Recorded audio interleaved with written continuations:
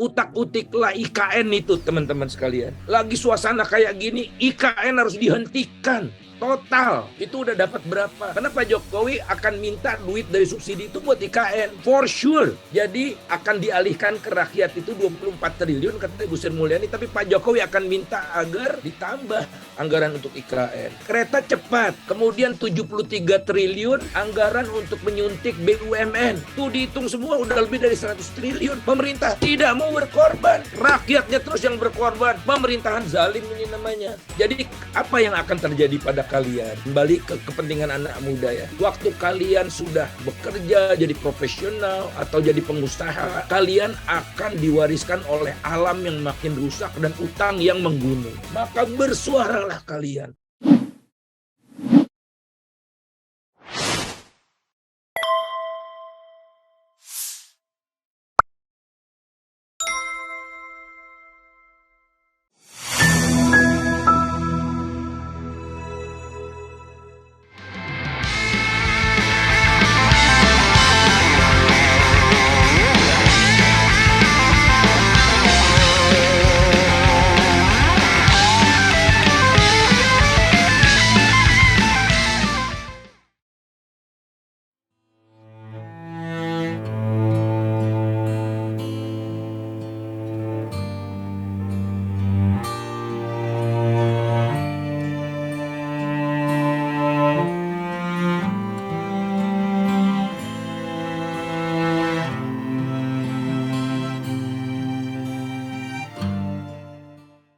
Jangan berharap Indonesia emas. Yang ada sekarang kalau kita potret Indonesia cemas. Artinya saya cemas terhadap nasib kalian. Pertama, lapangan kerja yang tercipta makin nggak bermutu. Lebih banyak pekerja informal daripada pekerja formal. Utang yang menumpuk kalian yang bayar, dan utang kami. Lingkungan dirusak, ini kita rasakan sendiri kan. Lingkungan dirusak, jelas sudah pemerintah mengakui bahwa penyebab utamanya adalah pembangkit listrik tenaga batubara. Jelas. Usia Anda makin pendek, ini pengaruhnya racun semua ini. Usia Anda makin pendek dan umur rata-rata orang Indonesia, namanya life expectancy at birth, jadi angka harapan hidup waktu lahir itu kita tinggal 67 tahun. Terus kekayaan alam udah digaruk semua sama generasi sekarang. Kalian diem aja, nasib kalian akan selesai. Maka bersuaralah kalian, menyampaikan pandangan subjektif Anda tentang masa depan. Nah, oleh karena itu, tidak sepantasnya lagi saya yang bicara, kalian yang bicara. Mau dipanggil Allah Subhanahu Wa Taala. Saya malah, insya Allah menderita banyak. Yang menderita banyak kalian yang hidup di Indonesia masih 40, 50, 60 tahun lalu. Terus kita pakai apa? Bersuaralah atas keamakan generasi sekarang, keugal-ugalan generasi sekarang yang membuat Anda lebih menderita. Jadi sayangnya cuma Jakarta yang dimanja gitu. Saya walaupun masih COVID, saya terus sekarang sedapat mungkin naik angkutan umum. Nah, the beauty dari angkutan umum kan sebetulnya ciri dari kota atau negara yang berkeadaban tinggi. Jadi yang diutamakanlah public. Nah, kalau pemerintah private. Private car naik, bebas PPNBM, bebas bayar uang cicilan di muka itu, uang muka macam-macam itu yang dikasih mereka aja gitu. Ya jadi pemerintah juga yang promote kenaikan harga BBM ini. Kemudian ya solusi pemerintahannya saya udah sampaikan tadi ya, bebas PPN macam-macam gitu. Kemudian kita coba untuk dorong pemerintah ini semua bisa dipertanggungjawabkan, semua ada hitung-hitungannya yang jelas dan sebagainya. Pak Kwik pernah cerita kepada saya, waktu Pak Kwik jadi Menko Perekonomian itu, dia minta data struktur biaya itu nggak dikasih loh. Dia Menko waktu itu. Gila nggak coba tuh, apa kepentingannya gitu. Sampai Pak Kwik selesai, tidak dapat biaya produksinya itu. Benar itu. Nah, jadi itu Pak Antoni saksinya tuh. Saya beberapa kali, tapi sekarang udah lama enggak email-emailan dengan Pak Kwik juga. Nah, kemudian Bung Agus, ya kalau saya udah sampaikan bahwa rezim ini udah nggak kompeten gitu ya. Dijatuhkan atau bagaimana, kita diskusikan yang akan datang. Tapi kalau kita biarkan ini, rezim hanya bisa berubah, oligarki bisa kita kempeskan kalau ada krisis besar menimpa negeri ini. Kalau nggak ada krisis besar, uang mereka udah terlalu banyak lah. Ya. Itu lihat aja korupsi yang di Riau. Korupsi di Riau saja, itu berapa triliun sekarang? Kerugian Sekarang itu negaranya. rilisnya 104 triliun Oh, dari gila 78 nggak? yang pertama. Tuh, 104 triliun tuh. Gede banget loh dibandingkan dengan subsidi itu ya. Ini korupsinya baru satu. Belum korupsi si Sambo. Belum korupsi macam-macam itu. Nah, jadi kita menuntut. Oke, pemerintah juga harus nunjukkan dia kerja keras dong. Dan pemerintah minta semua warga berkorban, tapi pemerintahnya nggak mau berkorban. Keras kepala. Kenapa saya katakan gitu? Tidak utak-utiklah IKN itu, teman-teman sekalian. Lagi suasana kayak gini, IKN harus dihentikan total. Itu udah dapat berapa? Karena Pak Jokowi akan minta duit dari subsidi itu buat IKN. For sure. Ya. Jadi akan dialihkan ke rakyat itu 24 triliun, kata Ibu Sri Mulyani, tapi Pak Jokowi akan minta agar ditambah anggaran untuk IKN. Kereta cepat. Kemudian 73 triliun anggaran untuk menyuntik BUMN. Tuh dihitung semua udah lebih dari 100 triliun. Pemerintah tidak mau berkorban. Rakyatnya terus yang berkorban. Pemerintahan zalim ini namanya. Jadi BBM ini cuma pemantik aja kok, teman-teman. Ya, pemantik. Kalau saya udah sampai pada kesadaran, hanya krisis besar yang bisa menumbangkan mereka itu. Nah, tapi saya takut kita tidak mampu menanggung beban krisis besar itu ya, karena mahal sekali. Saya nggak tahu, tahu-tahu yang muncul nanti bajingan baru lagi gitu. Takutnya saya itu. Makanya kita susunlah, teman-teman, dalam setahun terakhir, BEM, HMI, GMNI, PMKRI, GMKI, semua, seluruh elemen bangsa ini, untuk bikin dokumen yuk, tentang Indonesia masa depan yang kita harapkan itu. Bukan seperti yang dibuat oleh pemerintah itu. Kemudian, betul sekali Bung Agus, target pemerintah itu 1 juta barrel per hari. SKK migas. Boro-boro. Ini turun terus dan terakhir 628 aja. 628.000 barrel per hari. Pertanggungjawabannya nggak ada. Dan biang keladinya siapa? Pak Jokowi. Harus saya katakan biang keladinya Pak Jokowi.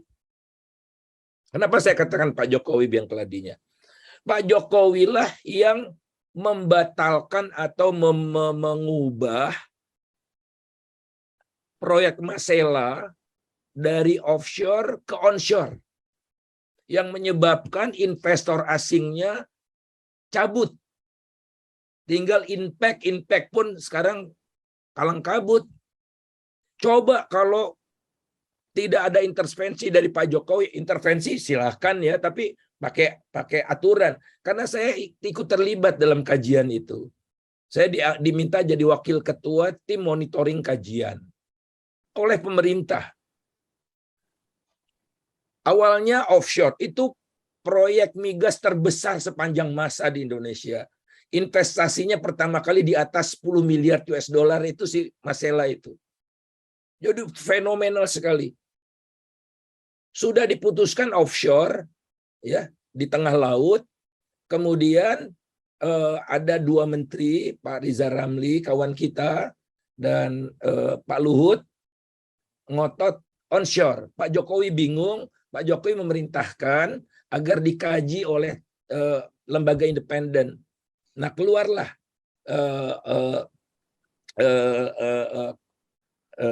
Poten Internasional. Ya, dikaji oleh Poten Internasional, didukung oleh beberapa lembaga kajian di dalam negeri. Keluar kesimpulannya itu, saya ingat 24 Desember, karena 1 hari sebelum Natal. Ingat saya itu. Presentasinya mulai jam 6 pagi. Pokoknya saking cepet-cepetnya tuh.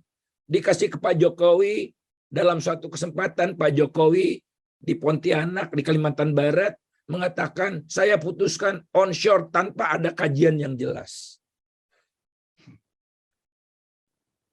Jadi, berapa miliar, padahal kalau udah berproduksi sekarang, itu kita kebanjiran penerimaan PNBP dan PPH Migas, yang Pak Antoni bilang tadi itu. Jadi kerugian negara itu berapa? Triliunan, ratusan triliun rupiah itu. Billions of US dollar itu. Nah kemudian coba Bung Agus, misalnya pemilik Shell, ya, Bung Agus, pemerintah menetapkan aturan semua perusahaan pompa bensin wajib memiliki storage. Padahal nggak harus ya, mau storage-nya nyewa kan terserah. Tapi pemerintah bikin itu, bikin storage. Nah, dibikin sama Shell. Shell selesai storage-nya, aturan itu dihapus. Sehingga AKR nggak perlu lagi bikin storage, kan bikin kesel investor. Terakhir, coba bayangkan, ya, Shell nggak boleh import BBM-nya dari luar negeri, harus beli dari Pertamina. Kesel nggak coba? Kemudian barang yang sama, Pertamax 92 itu harganya 12.500, Shell-nya 17.500 di pasar yang sama. Karena Pertamina dilindungi pemerintah, Shell walaupun asing ya, tapi dia kan punya hak untuk diperlakukan sama gitu. Jadi mana mau investor minyak datang ke Indonesia, kapok, saudara. ConocoPhillips sudah keluar, ya. Chevron sudah keluar, Total sudah keluar, ya. Wah, udah makin banyak yang keluar, boro-boro masuk gitu. Inilah kezaliman rezim ini. Ya. Saya bukan pro atau anti asing ya. Nanti dulu itu. Tapi kita tuh ngundang mereka, datang dong, udah datang dipentungin satu-satu. Jadi wajar. Nah, mudah-mudahan Pertamina di Riau setelah mengambil alih Rokan ini bisa bisa recover ya. Tapi saya baru ceramah di kalangan direksi Chevron itu, saya bilang gini, pengganggunya makin banyak ya. Iya Pak, kok Bapak tahu sih? Iya, ada suaminya Puan, ada si Anu. Karena ini udah milik Republik Indonesia. Nggak ada takut-takutnya lagi. Jadi cost recovery bakal naik ini. Jangan salahkan Pertamina, ya jangan salahkan Pertamina. Tapi inilah begundal-begundal makin banyak yang masuk gitu. Nah, EBT ironis lagi nih.